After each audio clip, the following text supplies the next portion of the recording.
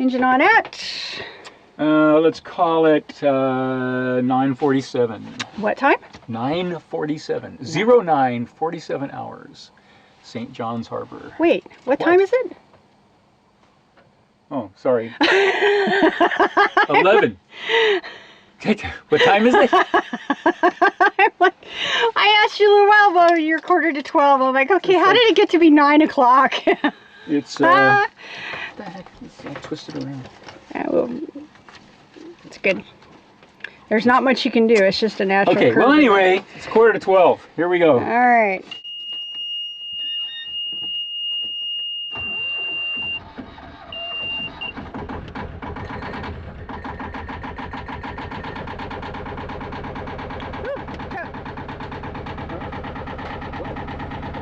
Smoke back there.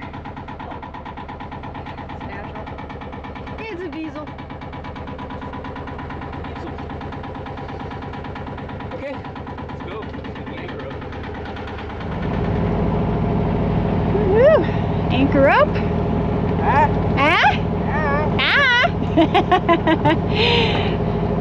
Anchor up after 2 beautiful evenings in St. John's on the Rainbow. One of my favorite anchorages. I know I've been here a couple more times than Chuck, aboard the Halley. We are going to head back up the Narrows today. Weather's kind of closing in and getting kind of yucky, expected by Wednesday. So that, I think, kind of puts out Port Protection Point Baker because it's getting close to end of season, and when the weather socks in, it can sock in pretty darn quick, and we need to be back in Petersburg on the 30th or 1st at the latest. So unfortunately, that's the thing about having a timeline when you go cruising. You have to always keep an eye out on the weather and make sure that you have enough room to get back. So Point Baker, Port Protection out, unfortunately, but that's okay because we're going to explore the Narrows a little bit. A couple of anchorages there. Spent on the hook with Dr. Hill and the Halley. And so we'll just anchor, take a couple of days getting back to Petersburg, and go from there.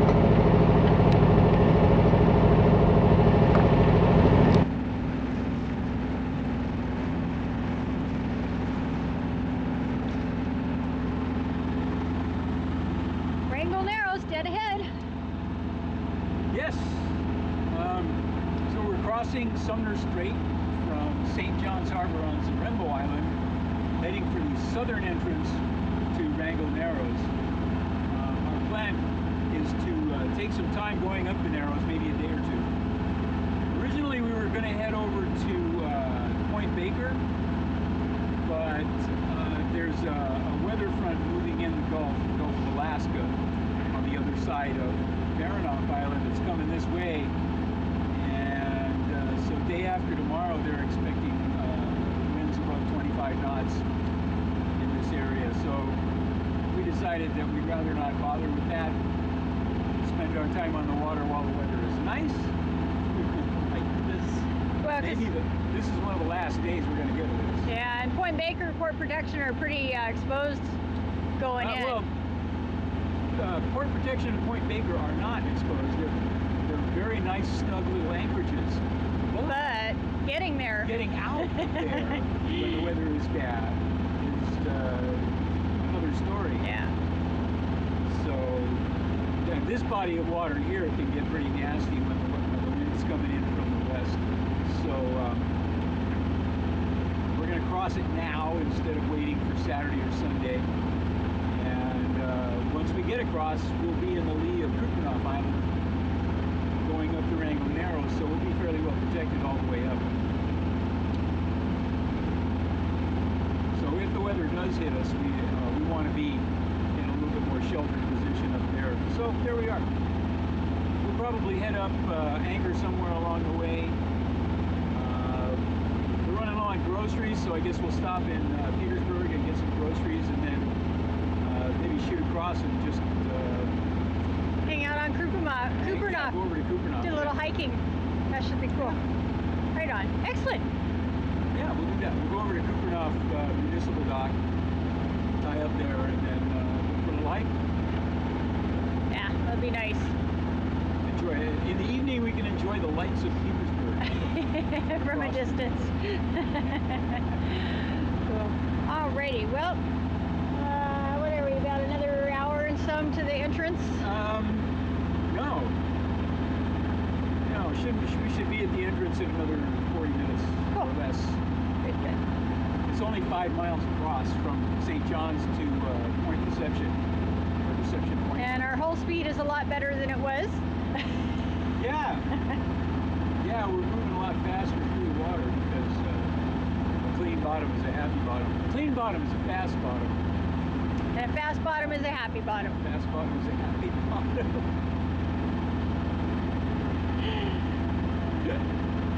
Okay. We're done.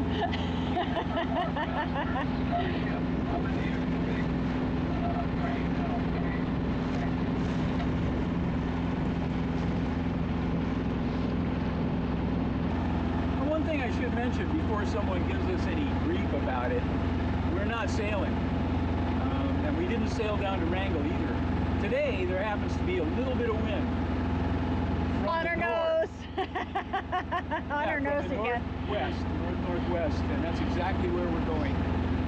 It always seems to be the case. If there is wind, it's always on the nose in these narrow passages here. And there's no tacking back and forth. You have to make it to one of these passes when the current is favorable. You have to get there at the right time, or else you're not going to get through. Anyway, we're motoring, we're not sailing, because sailing would be impractical. And that's my story, and I'm sticking to it. So there.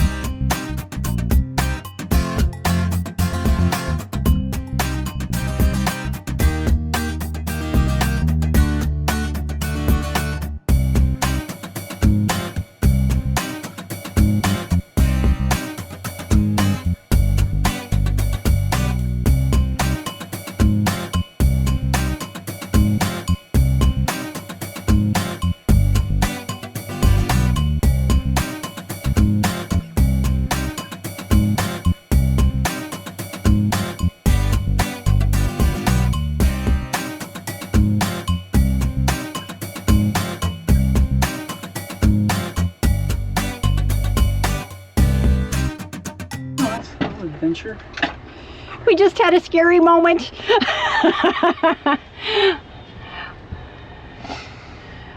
And I'll say my bad, and Chuck says his bad. When I left a wire closing dangling. the step, I managed to catch a wire, and it went psst, and there was a shotload of smoke, and it was really bad. Yep. So we're gonna have to take a little bit of time and figure out what we tried. Fans aren't working, but did you go through the rest of the switches, see what's working? My small fans aren't working. I'm sure everything's working. The fans were on. Yeah. And that's probably why what it fried them. But I have 2 more. You want to try the tiller pilot real quick? No. I would hate to think that, because that was Fried still. tiller pilot? No, I don't Yeah. think so. All right. Well, I hope not. Anyway, well, we had a nice putt in. Other than that, the interior is going to smell like smoke now. Not for long. Oh well. Here, let's see if this thing still Yeah. works.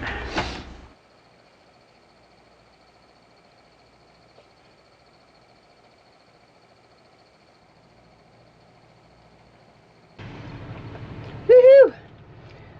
Oatmeal banana pancakes with peanut butter. Boat's a little bit of a wreck, but here we are. Yeah. Here we are, Chuck. Back in Petersburg. Back in Petersburg. Had a little bit of excitement yesterday when we hit the dock. We did. Oh, Heath. No, What? before that, when we arrived and started shutting everything down. Oh, You know, the that fire. little bit of excitement. Jeez, darling. The fire, you mean? Well, I'm glad that you know that wasn't. It was exciting, but it wasn't that big of a deal in a little bit of a way. You want to explain what happened? It was momentarily scary, but only for a moment. Well, what happened was we pulled into the slip, got the boat tied up, shut the engine off, and our usual procedure when we do that, when we arrive here, is the Laura will close the seawater intake for the engine cooling system and turn the engine start battery off. Make sure that I turn the batteries off. So, but when she closed the engine cover, a wire that I had left dangling, because I haven't quite finished all this electrical stuff, got caught between the engine cover. Well, got caught between the engine cover, dipped down, made contact with the engine, and shorted out and just burned up. Filled the cabin with smoke. Dense gray smoke. Gray smoke. Laura yelled fire, fire, fire, grabbed a fire extinguisher, which we have several of right here in the boat, and stood by as the captain determined that there was no real danger. Basically, we had about 10 inches of wire burn up that wasn't connected to anything except the battery switch. So not a real problem, except that it was a good drill. It was like a fire drill, right? Did I pass? Absolutely. Oh, absolutely. Did I rate, Captain? Absolutely, absolutely. So Yeah. from my point of view, Ready to put out the fire and or escape through the forward hatch. well, actually, I need to talk to you about that, because with that new seal on there, What? that new seal on the forward hatch, Oh yeah. you have to be standing on the top hatch for me to be able to undo it. And I was thinking that brief moment that I was holding the fire extinguisher in the back there, thinking I have 2 more close by if needed. But no. Yeah, but that was, you know. Yeah. There's only 2. I mean, the cabin cabin filled up with smoke immediately, just bang, like that. Cabin completely filled with smoke. You couldn't see anything. I couldn't see you, and you were standing right there. And I couldn't see you, and you were standing right there too. Right out in the cockpit. And I don't know why it's so funny, but it is. But of course, there's only two possible sources of fire. It's the engine and the electrical system. Okay, and I had just spent a lot of time on the electrical system, so I figured that was probably it. The engine was. I couldn't think of any reason why the engine would light up. And then I smelled it, and I smelled the ozone. I knew it was electrical, and I knew that there wasn't really any danger. Yeah. Well, from my point of view, all I heard was the bzzz. Yeah. And saw a flash, and then just a poof of heavy gray smoke, which, as you said, instantly filled the cabin. I grabbed the fire extinguisher. Well, I called out fire, fire, fire. It's exactly the thing to do. Grabbed the fire extinguisher and was ready to deploy, but flash thinking in my head, I'll go for it if I see any more flames. Right. Because I didn't see any flames, I just saw a flash of orange. You don't. But my first thought was, oh my God, it's going to make a hell of a mess. Yeah. Two, if we were in Washington, the hazmat crew would probably be required to come in and hazmat our boat out. You have to have our boat professionally cleaned by a certified hazmat team. I don't know. We don't know that. We're just I'm joking. Right, yeah. But and three, I was thinking, I don't want to stay in a hotel room tonight. I know, dang. I should think of the ramifications if there was a serious fire on the boat. Oh, I know. So you don't want to hesitate, but at the same time, you have to think clearly about what's really going on. Yeah. And you performed superbly. Thank you, darling. As soon as it erupted, I mean, you were the one who slammed that thing shut. So as soon as you slammed it shut, that thing lit up. Yeah. And there's a burn mark on the. Yes, there is. So you slammed that thing, and that thing went up right in front of you, and you yelled, "Fire! Fire! Fire!" Came back here, grabbed one of the 3 fire extinguishers that we have conveniently located, and stood by in the middle of the cabin to determine, whether there was a real fire. Because you don't use a fire extinguisher on smoke. You use it on fire. You use it on flames. And if you can't see the flames, there's no point in the spraying. Yeah. So, and once I knew it wasn't the engine, I was worried that I couldn't tell whether it happened when you opened the engine cover or when you closed the engine cover. Yeah. And I thought, if it happened when you opened the engine cover, we might have a real problem. Yeah. So I'm glad it wasn't. Which reminds me, we also need to get another fire extinguisher out in the cockpit, which we always used to have as well. We normally have, we have a bunch of fire extinguishers on the boat. We had one in the cockpit, one near the galley, 2 here in the main cabin. All this stuff piled up here. Yeah. Oh, look. Yeah. And one another in the one neighbor. in the sleeping cabin. Yeah. So this trip we felt adequately protected with 3. With 3. And in Hawaii, as a liveaboard, we were required to have 5. No. Was it? We had what we were required to have. Oh yeah, that's right. The one outside and in here. No, they didn't say where you had to have them, but it went by number of size of the boat in feet and the number of people occupying the boat. Yeah. And somehow we wound up being required to have 5 fire extinguishers. But if you need them, you can't have too many, right? Yeah, exactly. So that was our little bit of excitement. We got a few errands to run this afternoon. You're going to go grab a tarp and start tarping off the boat for winter. It's the end of September, so it's time. It's time to tarp the boat. Snow in about 2 to 3 weeks, maybe, and. It could snow any time from now on, but it's been a pretty warm summer, so who knows? It's hard to tell. Yeah. But one thing is for sure, it's going to rain. probably very soon. Yeah, I think starting tomorrow. We can get the cockpit all closed in so that the rain, it'll be nice and dry. Yeah. And we then can get before stuff it done here. snows, or when it looks like it's going to snow immediately or soon, I'll tarp the foredeck. Yeah. The same way. Very cool. All right, well, I'm gonna finish my back pancakes. to Petersburg. Can I finish? We are back in Petersburg. Chuck's gonna finish his pancakes, and I'm gonna get started on mine. I haven't even started on mine yet. All right. Oh, you want me to say something?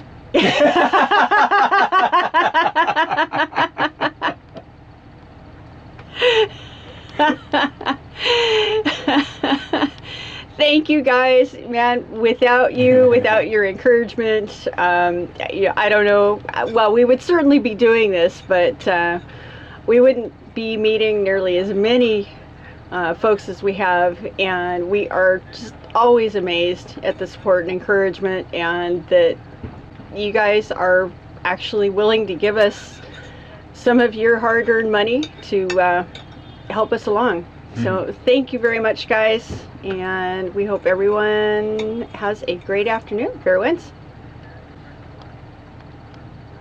Finish pancakes, Chuck. Finishing my pancakes. You can talk or you can eat, right? And I'm gonna eat.